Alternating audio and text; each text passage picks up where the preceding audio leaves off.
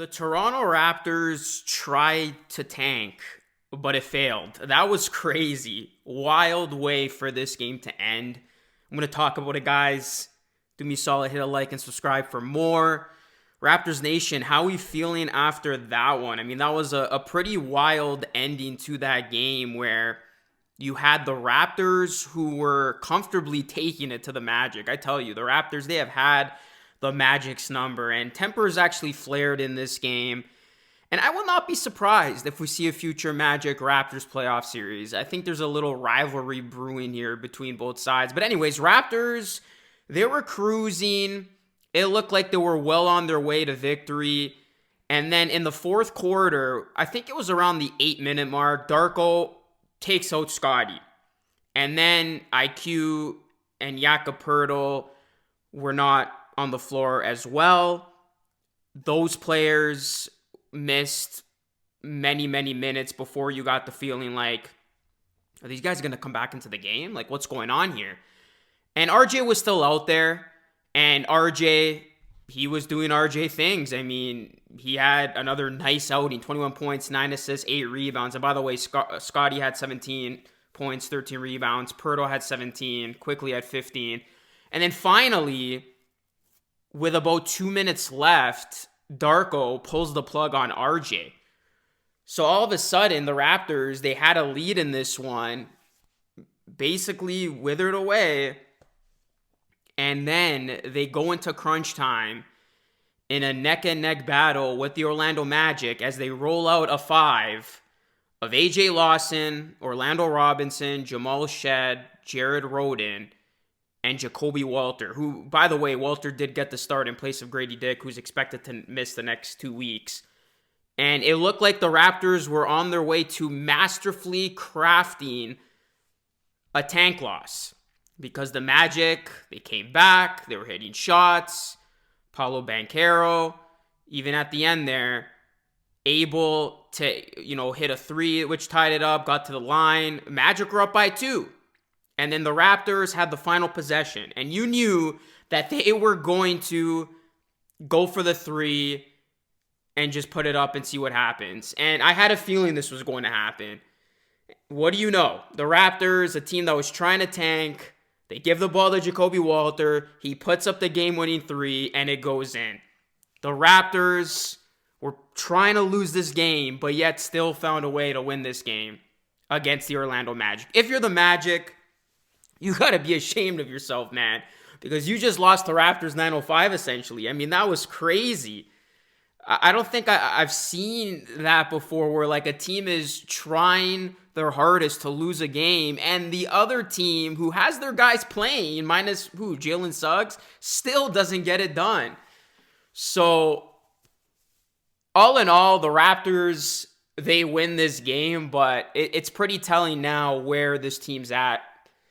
And, the Raptors, it was ugly, but I actually respect that they did this because, look, the reality is they came too far.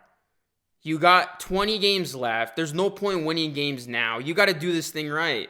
This team doesn't make sense for them to go for that play-in spot. They got to try to add a top 5 pick. They got to try to maintain that 5th worst record, at least. And by them showing you this hand, it tells me that we're going to see more of this down the stretch.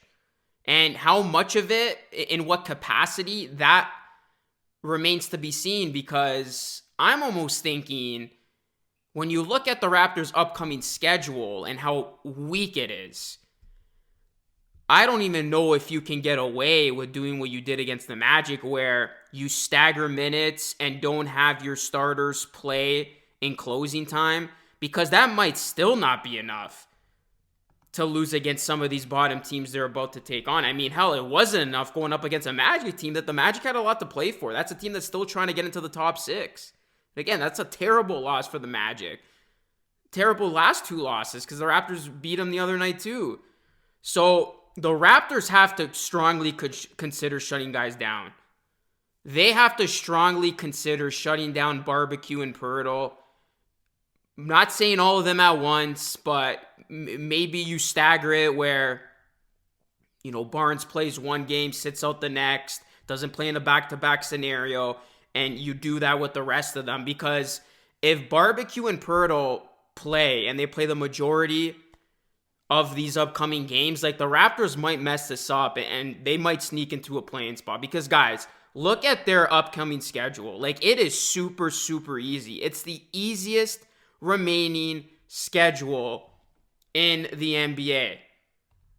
To break it down, as I did here on X, the Raptors' last 20 games, they have the Wizards 3 times, the Jazz 2 times, the Nets 2 times, the Hornets 2 times, the Blazers 2 times, Spurs, Sixers 2 times each, the Bulls, who, by the way, if the Raptors win that game, they're on a 3-game winning streak right now, and they're really close to a playing spot. The Suns, who they already beat, and they're a mess. The Mavs, who are going to likely shut it down after the Kyrie Irving injury news.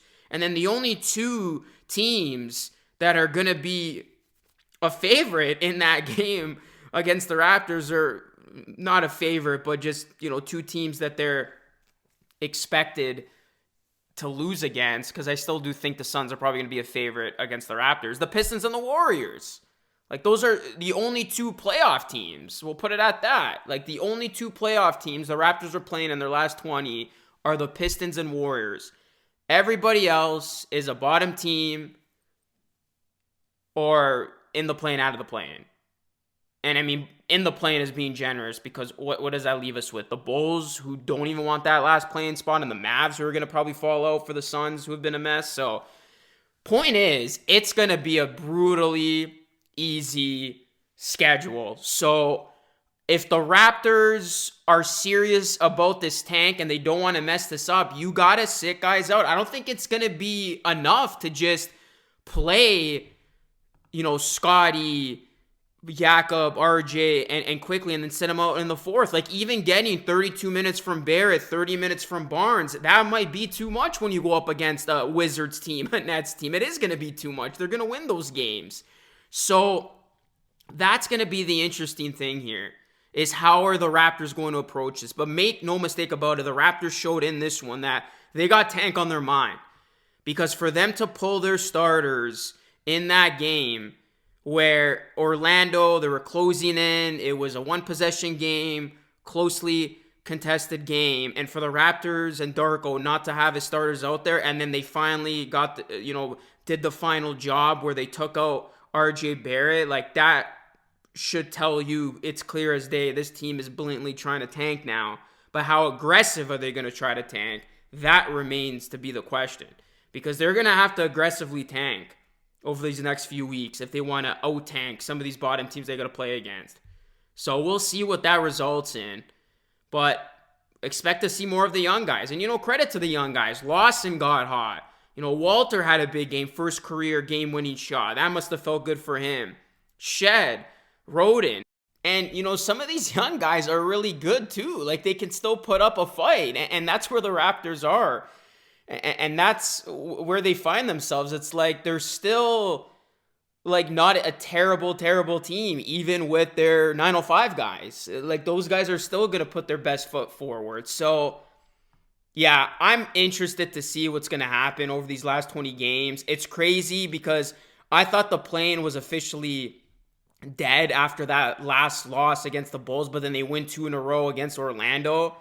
And it's like, man, if the Raptors mess this up, like, they could potentially get into a play-in spot. But hopefully, what we saw in this one, it happens. Like I said, it's ugly, but it's necessary. You don't want to mess it up now. And we'll see just how aggressively the Raptors tank and what they are going to do. Are they going to rest guys flat out? Or are we going to see them maybe, Darko pulling the starters sooner? Because he could have pulled them a little bit sooner, even 5 minutes earlier in this one, and it would have made a big difference. Because we saw, as soon as those starters were out, Orlando made their run. But Jacoby Walters like, forget about the tank. I'm still going to get this win. Anyways, guys, let me know your thoughts. Drop a like in the video. Subscribe to the channel if you're new. That is it for me. It's Luke signing off. Thanks so much for watching. I will catch you all again in the next one.